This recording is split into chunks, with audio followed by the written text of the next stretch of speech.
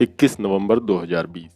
Stand up comedian Kunal Kamra पर attorney general के वेणुगोपाल ने आपराधिक अवमानना के दूसरे मुकदमे के लिए भी अपनी सहमति दे दी है। कुणाल कामरा ने इस बार जज बोबडे का नाम लेकर उनकी खिल्ली उड़ाने वाला एक ट्वीट किया था। इसी ट्वीट पर अटॉर्नी जनरल के वेणुगोपाल ने उन पर सुप्रीम कोर्ट की आपराधिक अवमानना का दूसरा मुकदमा चलाए जाने को अपनी सहमति दी है। जिस तरह से कुणाल कामरा लगातार सुप्रीम कोर्ट और उसके जजों की खिल्ली उड़ाते जा रहे हैं, हम भारत के इतिहास के उस मुकाम पर हैं जहां हम एक कॉमेडियन को इतिहास का सबसे बड़ा और सबसे जरूरी सवाल न सिर्फ उठाते देख रहे हैं, बल्कि उस कॉमेडियन सहित सुप्रीम अदालत की जिद भी देख रहे हैं। यकीनन ये न सिर्फ भारतीय इतिहास का बल्कि विश्व इतिहास का भी एक जरूरी पन्ना है। इस वीडियो में हम जानेंगे कि कुणाल कामरा सहित इतिहास के सबसे बड़े कॉमेडियन और व्यंग्यकारों के बारे में, जिन्होंने अपनी कलम और अपनी कला से दुनिया भर की सत्ताओं को हिलाए रखा और अब भी हिला रहे हैं। तो शुरू करते हैं नंबर 1 से। इन दिनों अमेरिका में जो बाइडेन और डोनाल्ड ट्रंप के बीच राष्ट्रपति पद को लेकर जमकर तनातनी चल रही है। ट्रंप को जल्द ही अमेरिका में राष्ट्रपति पद का चुनाव जीते जो बाइडेन को सत्ता सौंपनी है, जिसके लिए वे अभी तक तैयार नहीं हो रहे हैं। अमेरिका में मामला गर्म है, तो नंबर 1 को भी हमने वहीं से लिया है। नंबर 1 पर हैं famous superstar super comedian Sacha Baron Cohen.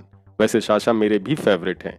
Sasha के बारे में बता दूं कि वो भी खूब मुकदमे झेलते रहते हैं। साल 2018 में अल्बामा के एक्स चीफ जस्टिस रॉय मूर ने यहूदी अभिनेता साशा बैरन कोहेन पर $95 मिलियन का मानहानि का मुकदमा किया। अपने superhit show who is America में साशा ने आरोप लगाया था कि रॉय मूर ने बहुत सी स्त्रियों का यौन शोषण किया है। इसमें कई नाबालिग बच्चियां भी शामिल थीं। वैसे अपनी super duper hit film Borat के लिए एक अवार्ड फंक्शन में कजाकिस्तान से कॉमेडी करने पर भी साशा मुकदमा झेल चुके हैं। तब उन पर साल 2005 में कजाकिस्तान के विदेश मंत्रालय ने लीगल एक्शन लिया था। कजाक लोग उनसे इसलिए नाराज थे क्योंकि साशा ने कजाकिस्तान के एक न्यूज रिपोर्टर का लिस्बन में MTV Europe music award function 2005 में मजाक उड़ाया था। इस मामले में दिलचस्प बात यह है कि वहां के एक राजनेता दारिगा नजरबायवा और कजाकिस्तान के राष्ट्रपति नूर सुल्तान नजरबायव ने साशा बैरन का बचाव किया था। दारिगा ने उस मसले पर कहा था कि वो सोचते हैं कि हमें ह्यूमर से नहीं डरना चाहिए और हमें हर चीज पर नियंत्रण करने की कोशिश भी नहीं करनी चाहिए।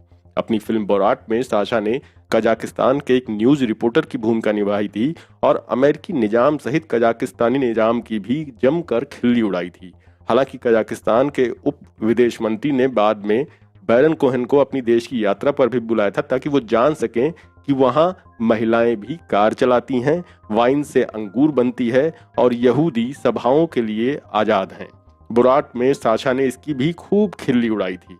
वहीं अमेरिकी राष्ट्रपति डोनाल्ड ट्रंप द्वारा कथित आलोचना पर भी अभिनेता साशा बैरन ने उन्हीं की भाषा में जवाब देते हुए कहा था कि डोनाल्ड ट्रंप, मैं बोराट के मुफ्त प्रचार को सराहता हूं, मैं स्वीकार करता हूं, मुझे भी आप फनी नहीं लगते, लेकिन दुनिया आप पर हंसती है। दरअसल डोनाल्ड ट्रंप ने साशा को क्रीप कहते हुए कहा था कि मुझे उन पर हंसी नहीं आती।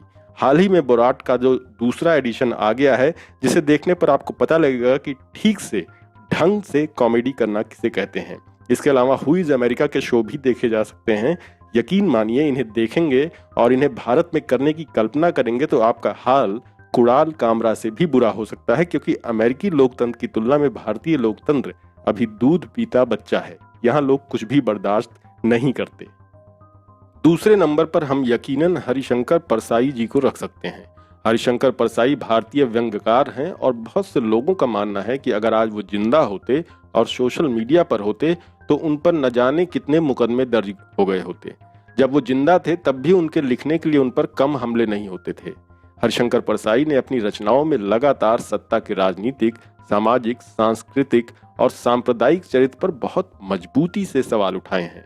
गौरक्षा के दोगलेपन पर टिप्पणी करते हुए परसाई लिखते हैं कि अर्थशास्त्र जब धर्मशास्त्र के ऊपर चढ़ बैठता है तब गोरक्षा आंदोलन के नेता जूतों की दुकान खोल लेते हैं। इतना ही नहीं, गाय की राजनीति करने वालों को करीने से नंगा करते हुए परसाई लिखते हैं कि जनता कहती है हमारी मांग है महंगाई बंद हो, मुनाफाखोरी बंद हो, वेतन बढ़े, शोषण बंद हो, तब हम उससे कहते हैं कि नहीं, तुम्हारी बुनियादी मांग गोरक्षा है। बच्चा, आर्थिक क्रांति की तरफ बढ़ती जनता को हम रास्ते में ही गाय के खूंटे से बांध देते हैं। ये आंदोलन जनता को उलझाए रखने के लिए है। इन दिनों बढ़ती बेरोजगारी और महंगाई के जवाब में भाजपा सरकारें लव जिहाद का कानून ला रही हैं। परसाई इस पर भी व्यंग करते हुए लिखते हैं कि 24-25 साल के लड़के लड़की को भारत की सरकार बनाने का अधिकार तो मिल चुका है, लेकिन अपना जीवन साथी बनाने का अधिकार नहीं मिला।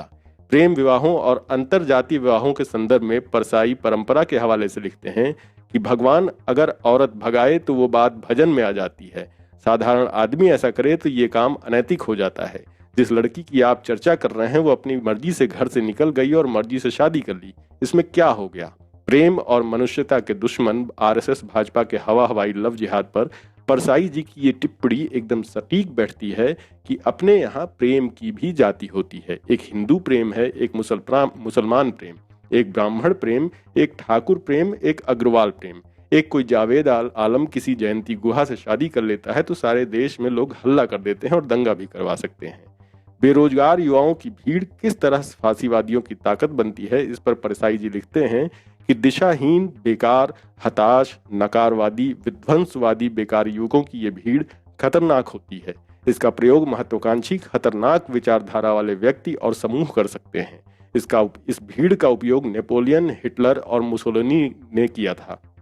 सत्ता के खिलाफ खड़े होने वाले कॉमेडियंस की बात हो और चार्ली चैपलिन ना आए तो कभी बात ही पूरी नहीं हो सकती।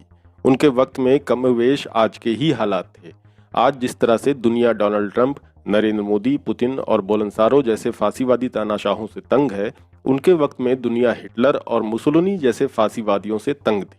नरेंद्र मोदी के अनपढ़ करतबों से जिस तरह से आज पूरा देश महामंदी का शिकार है, चार्ली चैपलिन के वक्त हिटलर और मुसोलिनी की वजह से पूरा का पूरा यूरोप आर्थिक महामंदी का शिकार हो चुका था।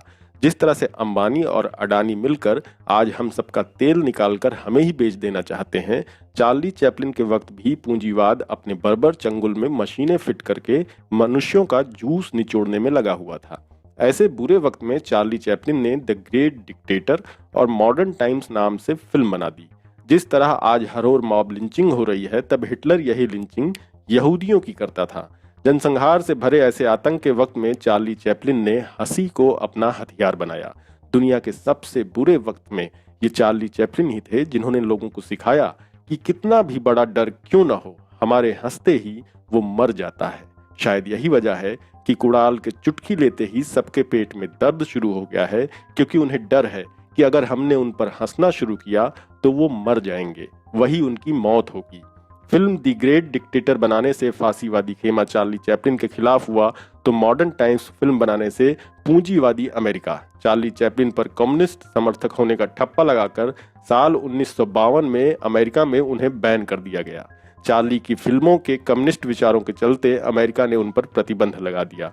उन्हें 20 साल बाद सन 1972 में ऑस्कर अवार्ड मिला था।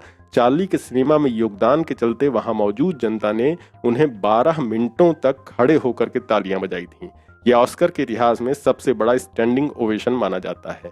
जब कोई कलाकार जनता के लिए खड़ा होता है तो जनता उसे अपना नायक मानकर उसकी सराहना भी करती है, जबकि सत्ता उसे सजा देती है, जैसा कि चार्ली चैपलिन की फिल्मों पर बैन लगाकर अमेरिका ने किया।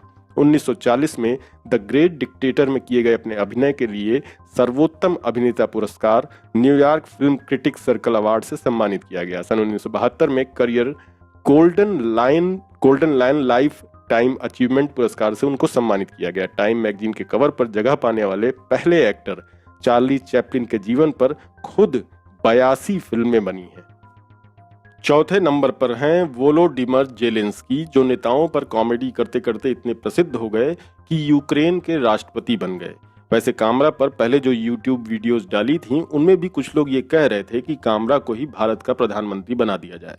बहरहाल, यूक्रेन के एक्टर वोलोडिमर जेलेंस्की एक political comedy show servant of the people के जरिए राजनीतिक शख्सियतों और राजनीतिक नीतियों की खिल्ली उड़ाया करते थे।